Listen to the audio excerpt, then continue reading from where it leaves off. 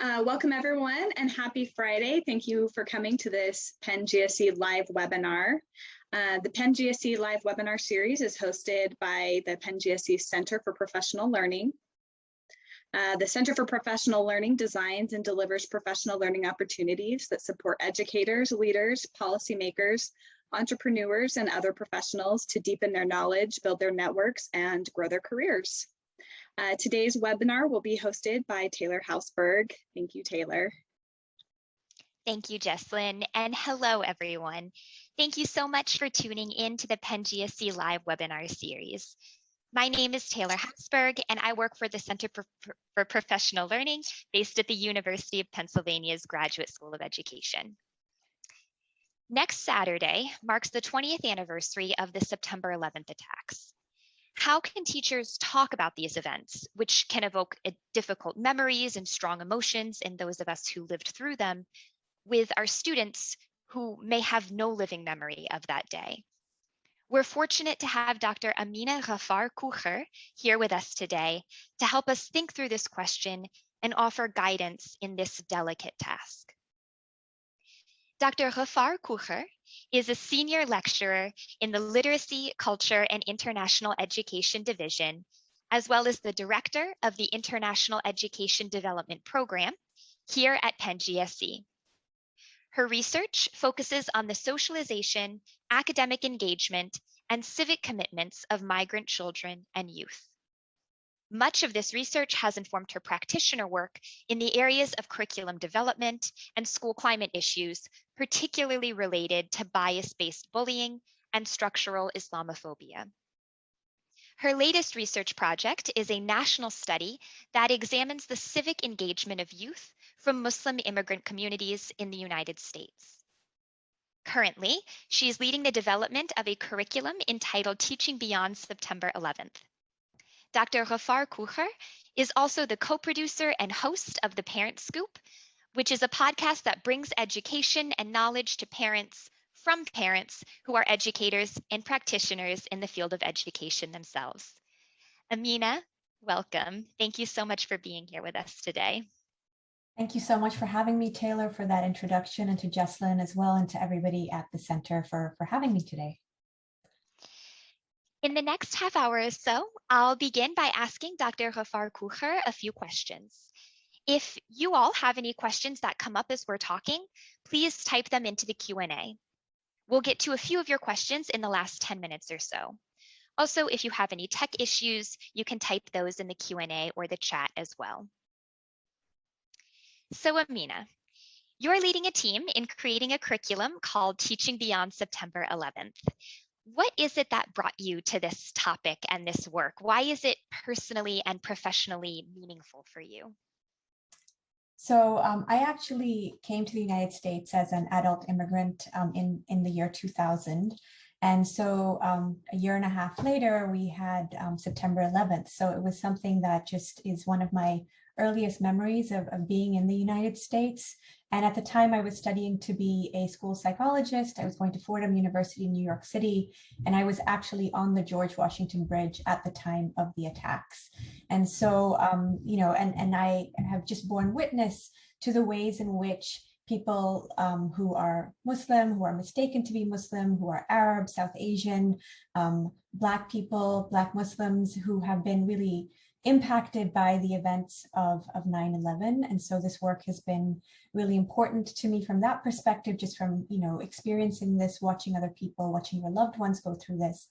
But also, I guess in some ways that led me to do my research with immigrant communities in the United States. Even when I was a school psychologist, I was primarily working with South Asian immigrants, and continued doing this work into my doctoral studies and beyond. So a lot of my work for almost 20 years now has been with immigrant communities in the United States, but also with refugee communities and other contexts as well.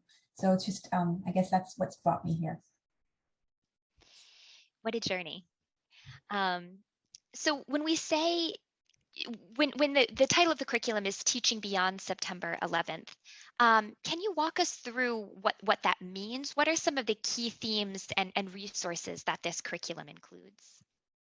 So, you know, having been living in this country for basically the duration of the time that our curriculum covers. Our curriculum covers the years 2001 to 2021. So that's pretty much the time that I've been living here. And I also, I'm a mother of 2 children. So I have a kid who is in his last year of high school. So I've also seen how this event or this day has been taught in schools as well. And one of the things that has been very obvious to me is that every year around September 11th, we do take a moment to reflect on the horrors of that day, as we should, but it sort of stops there. We don't go beyond that, when in fact the world has really changed in these last 20 years. And so we really want to invite learners to examine the history of 9/11 and understand the ongoing consequences, and really pay attention to the lived experiences and histories of those communities that have been most impacted by this, but also finding ways in which these histories are interwoven with other histories of discrimination and race in the US, but also globally.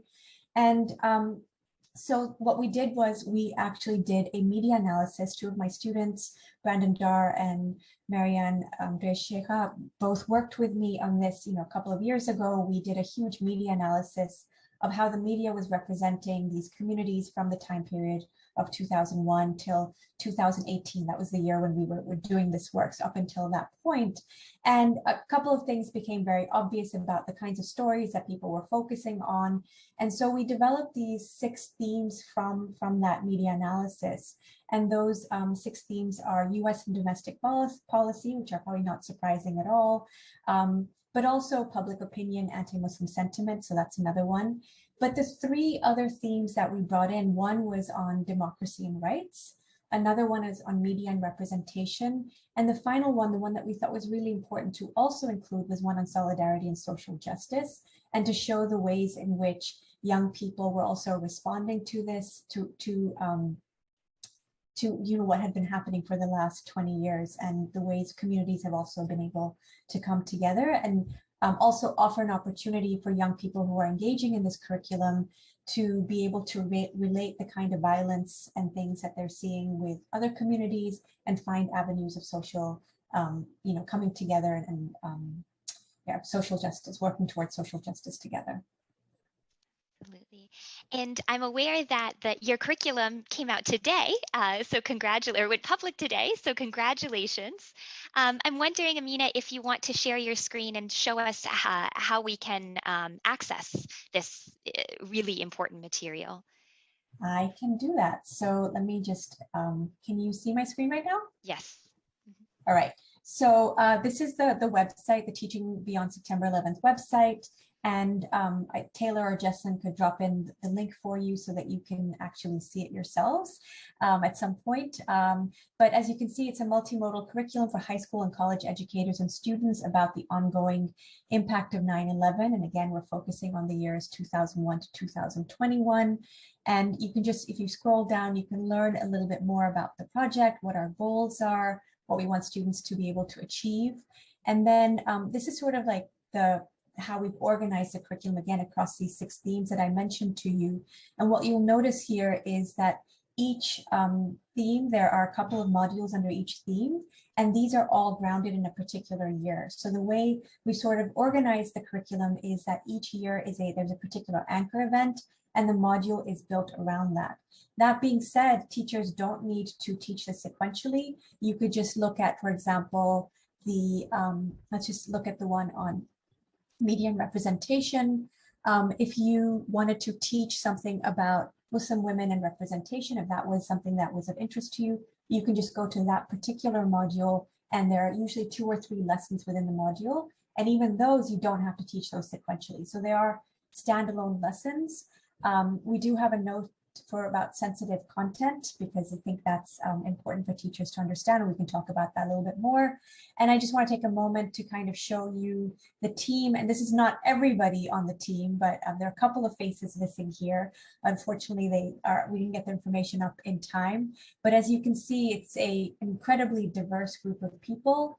Many of these people are from the communities that have been most impacted by 9/11, and we thought that was important to have their voices sort of directing the kinds of lessons and things that we would be including in the curriculum. So that's a little bit about the curriculum, and the actual modules, we are releasing them gradually, and there are a couple of reasons why we're doing that. One is with 20 modules and 2 or 3 lessons in each, that's 50 lessons. It's just a lot of information that we just didn't want to put out in one go. So we thought we would release about 3 modules at a time, 3 modules a week over the next 7 weeks or so. And teachers then come and see, you know, as stuff is released, they can go and look at the modules, look at the lessons, and decide which ones they want to pick. But it's also to sort of drive home this point that we really want people not just to teach about this around September 11th, but to keep teaching about this beyond September 11th, really at any point in the year. And we also have made sure that we have avenues for teachers, not just in your typical history or civics courses, but also art teachers can take this up. English teachers can take up parts of the curriculum. So there are lots of entry points for lots of different kinds of teachers. So Ameena, I know you mentioned the team that put this together, and I know that you were really intentional about the team who worked together to develop this curriculum. So can you just talk a bit more about how their perspective enhances the content of this curriculum? Right, so the team is almost entirely either identifies as Muslim or as a person of color, and typically from the communities that have been impacted from the events after September 11th. So Muslims, Arabs, Sikhs, South Asians, Black Americans. We wanted a curriculum that not only represented these experiences, but were written by members of these groups to show a little bit more, bring more nuance to the curriculum, but also to kind of showcase that there isn't this Muslim monolithic. There isn't this one kind of group of Muslims out there. And it's not just Muslims who were impacted by these events. There were many, many communities that were impacted. For example, one of our partners is the Sikh Coalition. The Sikh Coalition actually was founded right on September 11th because of the attacks against Sikhs. Sikhs have really suffered as a consequence of September 11th due to conflated identities. And so it was just such a great partnership to be able to work with them. And they contributed to Module 12, which is called Responding to Hate Violence. And it's actually one of the modules that's going to be released today as well. And I think that was really important. I also want to just mention that my partner in this, like the person who, you know, I guess planted the seed for this idea 2 years ago was Deepa Ayar. And she's a civil rights activist and she does a lot of work in this area. And so she and I came up with this idea many years, well, 2 years ago. It took us a while to get the funding, but then, you know, being really deliberate in who we were inviting to be part of the project. And so a lot of people are really involved with these communities. And we wanted to also give the perspective of not just these events as events, but how they're actually impacting the lives of people and bringing that perspective as well. So for example, it's a module that's still being developed, but there's a module that's focusing on the Iraq War. And we're not really talking about why or why we went into that war or, you know, the false reasons why we went into that, but how has this war actually impacted people? Do people even know where Iraq is? Would they be able to draw a map of that? And just, again, bringing that human face to this war that hasn't had much of a human face. And I think should have mentioned this earlier, but I think most young people don't realize that we've been in a state of war for the last 20 years. And I mean a constant state of war, right? The Afghan war was 20 years long, but then you also had the Iraq war from 2003 to 2011. We were back in with a much smaller group between 2000, I think it was 13 and 17. There's still a little bit of a presence there as well. There were the drone wars that impacted Libya, Pakistan, Yemen, Somalia, probably some other places that I'm not mentioning right now. And the cost of this war has been absolutely incredible. And we really want people to sort of understand that it's not just the 3,000 people who died that day in the United States, but over 800,000 people who have directly been affected by this ongoing, this aftermath of 9/11, if you will. 37 million people have been displaced as a consequence of this. We've spent $6.4 trillion on these wars. I don't even know how many zeros that is. I mean, like it's just such an incredible number. And I think those are just some of the things that we really want to be able to highlight, and these are the people to do it. So Ameena, who do you see using this curriculum in terms of the students as well as the teachers? So, we decided that we wanted to be able to bring a certain degree of nuance and complexity to this topic, because it is a very complicated topic. And so we decided to focus on 11th and 12th graders, but also early college students, just because college teachers have a little bit more freedom than I think than school teachers do. So while the curriculum does target this particular age group, we do think that it's possible for teachers with middle schoolers, or even maybe some of the even younger kids or earlier high school, to be able to use the curriculum. So at the end of each module, for example, we have a curriculum framework. There are essential questions there, there are key understandings, and that's something that a seasoned teacher is able to look at and say, okay, well, this is what I can take from this. I can pare this down, make it a little bit more simple for younger kids, but we can start talking about these ideas, start talking about civil liberties, getting kids to think about that so that they can understand when they do get to that content, why it's important to talk about these kinds of things. I can, if you want, I can also share my screen again and show you what an actual module looks like. Yes, please. So let me just, give me a second, I will. So this is one of our modules on the Muslim and African ban. Again, it's one of the modules that's being released today. So you can see it's, it's organized according to the different lessons. And if you go right to the bottom, that's where we have the Common Core standards, and where we have sort of like the essential questions and things. So I'm trying to see if I can make this a little bit bigger. So for example, our goal here is we want people to understand the pathway of the Muslim and African ban. We want to describe why it should be called this and not a travel ban. I mean, that's a lesson that teachers, even in middle school, could easily kind of do with their students. There are those essential questions here. You can pick one that makes sense for your age group. And the key understandings are really important. Like if you're able to get those understandings, that students can understand that, then we feel like we've done what we need to do. So I'm going to go back to the top again and just show you that each lesson has an overview, background, materials needed. There's a lesson plan, and then we also have all the student handouts. So everything is in one place, but there is also usually an accompanying slide deck. That's just a second file that teachers have to download. So that's basically what it looks like and how to use that. And there is a module overview at the top of each lesson for teachers to see what's coming, so they have an idea of how they might use this lesson. As an educator myself, Ameena, I'm just so impressed by how thoughtfully you curated not only the content, but how you organized it and structured it. So just kudos on being really intentional in every aspect of this project. Well, I have an amazing team, and I really should give a shout out to the research assistants who've been helping me with this. Brandon Dar, Marianne Drasheva, and Andy Shmela are three of the people who've been really working incredibly hard the past couple of weeks, but also Medina Wahab and Karina Pamani, who worked on this earlier. And my son has also actually helped me quite a bit on the curriculum as well. So there were moments the other day where it was just like even just guiding me through a breathing exercise that Mommy, it's going to get done. And he took over and finished some editing for me, which I really appreciated. Behind the scenes work of these big projects. Absolutely. Just as important. Absolutely.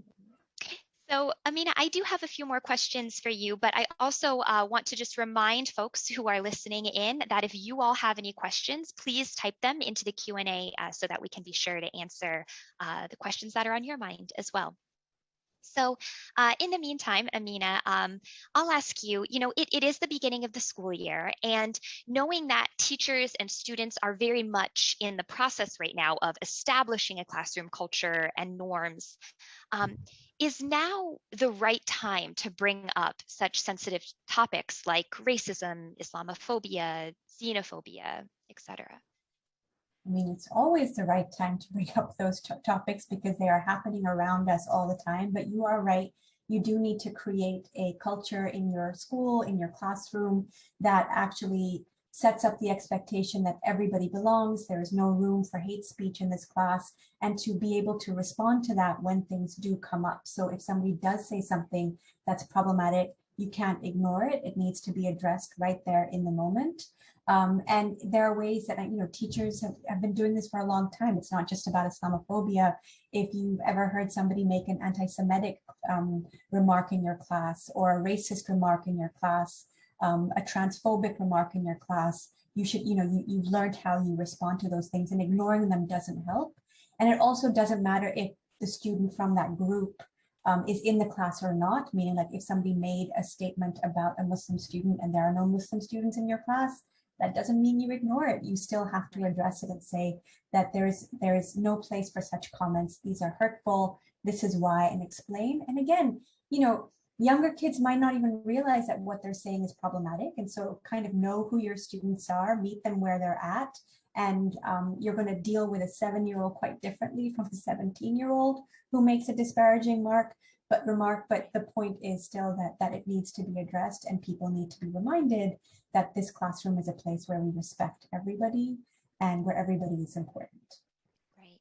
And talking about some of these topics early on can be a way of communicating that message that this is inclusive, that this is a space for everyone. Mm-hmm. For sure. I mean, I think it's really important to give those signals and to teach by example as well. So it's not just how you're talking to your students, but if a colleague says something, you don't let a colleague slide with that as well. So, and kids are watching, they're learning, they're taking in from you how you set things up. So if you let something slide, then kids are going to let something slide. But if you don't, then they'll know to respond as well. And I think it's worth mentioning that sometimes people say things in jest. It was a joke. Even teachers do that. That doesn't make it acceptable. It doesn't make it okay. And you still need to say that using these kinds of words or using this terminology is not acceptable. It's not okay, and this is why. Right. So in addition to paying attention to what students and colleagues are saying, it's equally, if not, more important for teachers to be really cognizant and aware of what they're saying and joking about and the assumptions that they're making and such. Absolutely. I've actually, again, a lot of my research has informed this curriculum. And I remember being with a really well-loved teacher, wonderful teacher, was in a small group. And and this one girl was talking about, I know other Muslims, and I know that they're, I know Marina's not a terrorist. And the teacher just turned around and joked, said, oh yes, she is. And it was a joke and everybody laughed, but it was completely inappropriate, right? Like that was not an appropriate joke there, even though the teacher was saying it in jest. And so again, you do have to be a little bit careful about what you're saying and how that might make somebody feel. And again, nipping it in the bud if somebody does say something and saying, this is why this is not acceptable in this space. And sometimes a follow-up is needed as well. Yeah. So I see that we have a comment and a question from Rashida Randall, who says, this curriculum is just what is needed to support an opportunity to educate all students about 9/11 without marginalizing Muslim students. Is there a version available translated in Spanish? Oh, that is such a great thing, and I wish there was. And I'm going to put that on my list of my wish list of future funding efforts. We would love to be able to do that. We don't have that yet. I am sorry that is not the case, but that's something for us to think about and hopefully get it into more languages as well. So Rashida, thank you so much for that comment, and it's something that I'm going to write down right now because I think that's a great point. Yes, and thank you for that question, Rashida. So Ameena, another question that I have for you, while hopefully we get some more attendees chiming in with their own.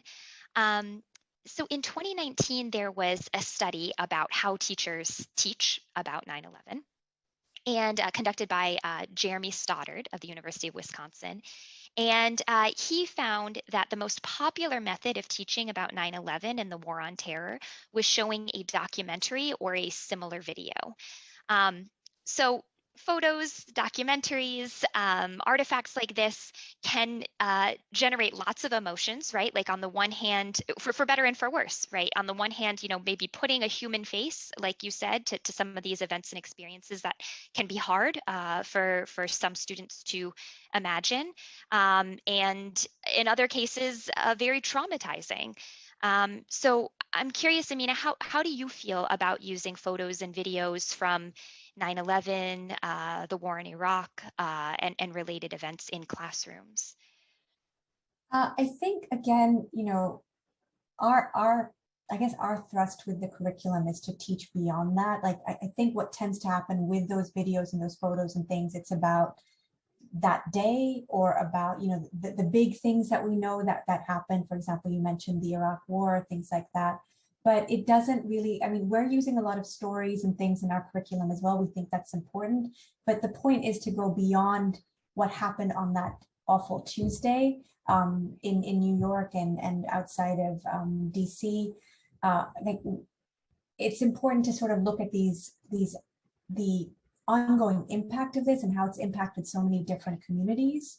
And so it's not so much about what resources that you're using, but why you're using them, for what purpose. And is it just to talk about that day, or to really help young people understand how this impacts so many people in so many different ways? So for example, coming back to that idea of civil liberties, there were a lot of policies that were passed right after 9/11 that were to target, the Muslim terrorists, so to speak, but they targeted so many other people, and people who have nothing to do, who aren't even Muslim, all sorts of people get pulled into that now as well. It's impacted their civil liberties as well. And so talking about what is the cost of this, what is the cost of our freedoms versus this idea, so our civil liberties versus this idea of security, what is the balance here? How are we thinking about these things? So it's, I guess what I'm trying to say is our curriculum is really asking us to go beyond that day and to really focus on all these other ways that we can think about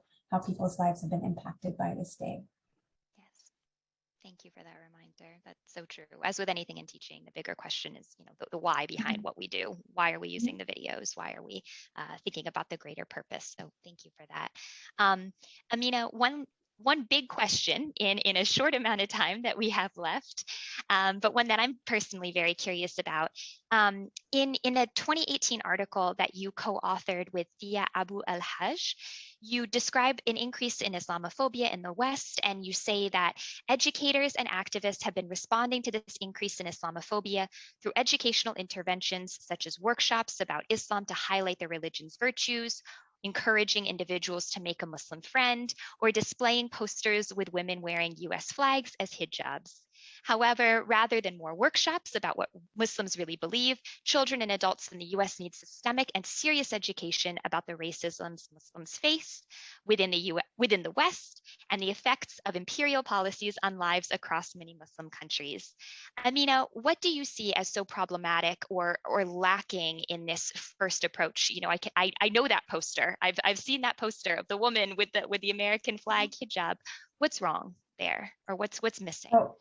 Well, there are two things. One is there are 1.6 billion Muslims in the world. And so to teach about Islam doesn't make any sense, because for all of us, we all practice our religion differently, culture, regions, all sorts of things influence that. So this curriculum doesn't talk about Islam at all. It talks about Muslims. It talks about how Muslims have been impacted by this in other communities as well, because Islamophobia doesn't just impact Muslims. It impacts lots of other communities as well. But the other piece of that is that it doesn't address the systemic and organized discrimination that Muslims and those perceived to be Muslims experience every day. It doesn't bring awareness to these kinds of imperial policies, the fact that we've been at war and all these things. And the problem with that sort of like that good Muslim trope that we see so often, that we're even seeing it in television, and we take that on in the curriculum, like the woman in the hijab and things like that, is that it kind of suggests that there's a type of Muslim that is acceptable, and that is the only type of Muslim that is acceptable. And anybody else who doesn't fit into that little boxed in version of, as Hillary Clinton talks about in her 2016 bid for the presidential, for the office of the president, she was talking about, we want Muslims to be the eyes and ears of our national security. And that's such a problematic statement, because it's saying that's all you're good for, and it's putting you out of being really full citizens of the country. So that's just something that we want to be able to highlight. We think it's important that, again, that this curriculum is really taking people to understand just this larger picture about how many different communities have been impacted by this, the ongoing effects of this, and how we can teach about it. Well, unfortunately, that is all the time we have. I see that we have another question from Catherine, and Catherine, I would encourage you to email Ameena perhaps and get in touch that way. But I want to be mindful of everyone's time. And just Ameena, thank you again for this work, for this curriculum, for sharing your insights with us, just for all of this good work that you're doing in schools and in the world. Well, thank you, and thank you for everybody who put in their questions. I'm sorry I couldn't answer all of them. There was one about how to address this in middle school, and I just want to say in the latest version of the Penn GSE's Educators Playbook, I don't know if that link has been shared, but there's some ideas about how you might be able to talk about this as well with your class, even if they're a little bit younger. But thank you for your interest, and sign up to get the curriculum, and we'll be rolling it out slowly, but the first 3 modules should be ready by the end of the day today to release. So thank you. Perfect. Well, congratulations again. And yes, we will be sure to stick that into the chat. And yes, again, just echoing Ameena, thank you all who showed up for joining us today. Thank you to Jesslyn Poulsen and the Penn GSE Center for Professional Learning for supporting this event. And we would love to hear what you think. So please fill out, we have a very short feedback form, and Jesslyn, if you could put up that slide so folks can see that link, that would be super helpful. We will also email it to you. And you can check out other opportunities offered by the Center for Professional Learning at gsc.upenn.edu/academics/professional-learning. We hope to see you again soon.